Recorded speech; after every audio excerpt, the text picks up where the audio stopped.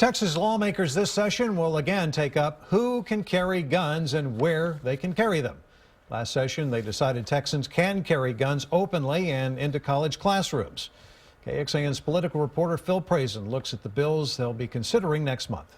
Susan Nelson says a burglar shot her in the back of the head from 4 feet away after taking her friend's gun. That night, April 4th, 1993, my world stopped and totally changed. Her friend didn't survive. After the rehab, I spent 5 years wandering. I continued to see psychologists. I continued to go to physical therapy that I paid on my own. She joined Texas Gun Sense outside the Capitol to support certain bills this session, flanked by lawmakers, police associations, church leaders, and a gun store owner. They want universities to be able to opt out of campus carry, a gun ban in state hospitals, and a state campaign on gun safety. Ensure that those that should not have guns do not have guns. But Representative Jonathan Stickland filed a bill also, removing the license requirement to carry a firearm. I don't think it's right that we have to pay a fee and take a class to exercise our Second Amendment rights. He says since lawmakers allowed license holders to carry openly,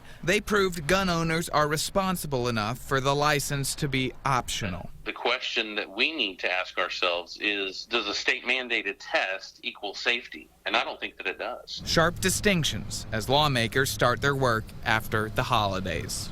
Phil Prazen, KXAN News. Representative Strickland says his bill calling for what's known as constitutional carry was overwhelmingly approved by the Texas GOP party platform. He thinks it will pass the Republican-controlled legislature if the bill gets to the floors of both chambers.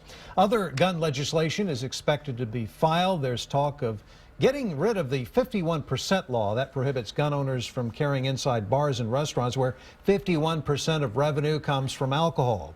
And Lieutenant Governor Dan Patrick already said lowering the price of a license to carry will be one of his priorities.